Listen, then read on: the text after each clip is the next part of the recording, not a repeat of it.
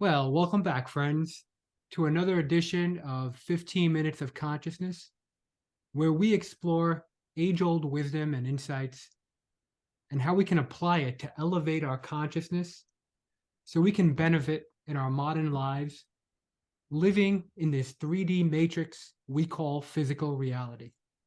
My name is Anthony V. Lombardo, and I'm joined by my brother in higher consciousness, Tom Griffin. And Hello in there, I'm this Tom Griffin. And in this episode, we have a doozy for you, Oh yeah. a piece of wisdom that my man Tom put me onto the first time we ever spoke that had me in awe, thinking about it for days. Tom, on to you, buddy. Let's enter Zen from there. Enter Zen from there. Beautiful. What I mean, where it comes from, this like this it obviously comes from Zen Buddhism, and there's a lovely story I first read in one of Eckhart Tolle's books. I think it was the New Earth, and it was a story of the Zen master and his student. They were walking through a valley, and the student was wandering along and wondering about his own enlightenment and his satori experiences, his sort of glimpses of enlightenment. And they come to sit beneath the shade of an old olive tree, and the master's sitting there in sort of contemplation, and the student turns to the master and says, "Master, how do I enter Zen?" And the master says nothing for a few moments. Then a few minutes pass, and the student's thinking and wondering, and am I going to be out? Did he hear me? And then the master says, after maybe 5 minutes has passed, he says, "Tell me, do you hear that mountain stream?" And the student listens, and he can't hear a mountain stream. And he's thinking, where's the mountain stream? How can I enter Zen from that? And then he lets his thinking stop and disappear. And he notices that kind of behind this noise of his own thinking, far off, far away in the distance, he can hear the trickle of this mountain stream. And the master sees this recognition come across his face, and he says, "Do you hear it?" And the student said, "Yes, I hear the mountain stream." And the master just simply lifts his finger and says, "Enter Zen from there." And this blows the student's mind, and he has his first ever satori moment where he glimpses it, and they get up and they wander on, and he starts to, and he's in the reverie of this kind of satori moment. But slowly his thinking starts to come crowd back in. And what if I hadn't heard the stream? What would the master have said? And after a couple of hours of walking, the student says to the master, "Master, what would you have said if I hadn't been able to hear the stream?" And the master turned to him and raised his finger and enter Zen from there. I love it. I remember when you first told me that when we first spoke for the first time. That story helped me recently with the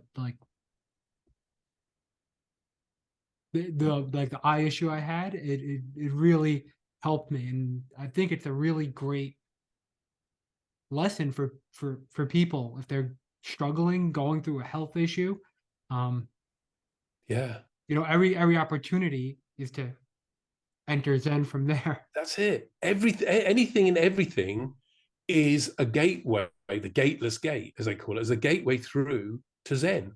And what's interesting is we tend to think, oh, enter Zen from there. Oh, it'll be looking at the sunflowers or smelling the the fragrant smell of the sea as it crashes against the rocks, or something idyllic. But actually, if you look at the Buddha's teaching, where he talks about the end of suffering is through suffering, the most potent gateway through to Zen are the challenges, are the difficult things. There doesn't have to be a dramatic challenge. Yeah. It could simply be a frustration.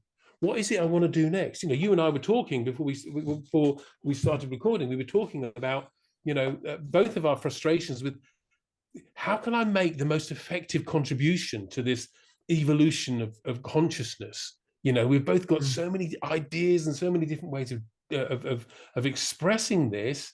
It gets really frustrating about which one, which one Yeah. to do, what can we use? Yeah.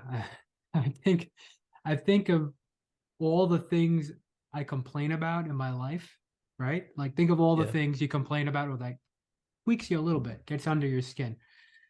That's like you said, that's just there as a way for you to enter Zen. To that, it's actually exactly. not. It's not the rainbows and the good stuff. That's easy. That's Yeah, easy to feel, yeah. to touch consciousness with in those moments. It's Yes, that's when you have already let go, when you already, because that's the valence, if you like. That's mm, the what's behind those beautiful moments, which you think is given to you by the beautiful fragrant flower, or whatever. It's actually the what's behind that valence. That is consciousness beginning to express itself, which seems to be utterly absent in those challenges and those frustrations. And so, what do? We turn away, we run away from those challenges and frustrations, not realizing that when we come to the insight that you can enter Zen from anywhere and yeah, everything, because anywhere and everything, beautiful, mundane, or disastrous, is an expression of consciousness itself. beautiful. That's And it gives you that opportunity. Once you can recognize that, it gives you that opportunity to realize that it's not about the content. It's not about mm, good, bad, indifferent. It's only thinking that makes it so. It's only your decision. Oh, this is frustrating, or I don't know how to, how I want to show up as you, for instance, with your, the brilliant work you do in helping people with the websites and the digital presence. Those people that are working in the space of conscious coaching. It's like, well, how do I best do that? And what do I better? That's the place to go. yeah, You don't have to go to sort of what more can I do? How can I, how can I increase this so that there are as many different nodal touch points through which I can help people? It's like I go straight to the heart of it. yeah. Enter Zen from the place of that frustration. So how would you say, like I thought about the other day, like practical ways people can enter Zen from there. And I thought in my own experience, I hear a lot of people who tell me they can't meditate. They just Yeah. can't meditate. They're not able to meditate. So one piece of advice I give people is when you go to the grocery store and you're waiting online and you're just waiting there and you got someone ahead of you is taking forever. They have their million coupons. That's the moment where you can meditate, where you Enter Zen could from there. exactly. That's the moment where you could just get still, feel your body, feel your feet on the floor, and that's a meditation, but that's also entering Zen Beautiful. from there. Beautiful. Absolutely. So every single moment of every single day is a doorway through to Zen. Because every single moment is the only ever thing that is, and because anything and everything that manifests is an expression of that very thing. How on earth do I how do I show up with a face? I need to work out how I can show up with a face so that people can recognize me. Yeah, yeah, Yeah, but you've got I can't see it. I can't see. No, I haven't. I'm not. I can see you. Well, actually, I can see my face on the Zoom thing. But you know what I mean? You're in conversation with someone. There's a wonderful meditation called the Headless Way. Can't remember the name of the guy at the moment who did it. But anyway, a search of Headless Way. I'll get it for you. And it's this idea that in your actual experience, you cannot see that you have a head. You only know that you've got a head by reference to a photograph or looking in a mirror, mm-hmm. but you cannot actually see that you've got a head. And so Yeah, you can become enormously frustrated to try, how do I find my head? You know, you also you sort of talked about how do you what's an exercise through which you can actually use any given circumstance or situation, particularly those challenging or difficult ones, as doorways through which you can enter Zen. The fantastic exercise is to say everything that happens to benefit me. Yep. And your only job then is to find out what it is. What is it in amongst this whole heap of rubbish that's so frustrating me? Okay, Tom said everything that happens to benefit me. Okay, what is it? What is here? What is in amongst this that's there to benefit me? I'm going to find it. I'm going to find it. And a couple of things happen. One, you completely change your frame of reference. And so you're no longer lost in this woe is me, great big nonsense of it. You've zoomed in. You go, where is it? Where can I enter Zen? Where is the sound of the mountain stream? Huh? Write that down, Tom. Write it down. You're gonna lose that line. That's a good one, Tom. I'm taking it. Yeah. Well, We've got what about 3 minutes left on our 15 minutes. What we're talking about is seeing life with a growth mindset. If you want to apply this practically to everyday, last episode we talked about beginner's mindset. Mm-hmm. And essentially, this is an extension of that. What we're saying to apply this in your regular day life, in your business, your career, your relationships, instead of seeing all the hurdles as, everything is an opportunity to grow, right? That's what we're saying. Everything that's happening to you is happening for your greatest good. Yeah. And it is if you choose it to be. If you choose it not to be, if you choose to be lost in it and not absorbed by the content and absorbed by the craving and absorbed by the wishing that it wasn't, or wishing that it wouldn't go, or the wanting something to be different, then of course you're going to be full of suffering, and you're lost in the content. Survival mode. Yeah, you're in survival mode. You're going to fight, flight, or play dead.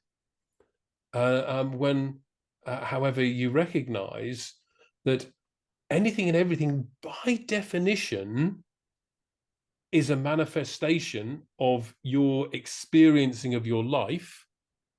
Yes. Your witnessing of the moment by moment flowing of your life.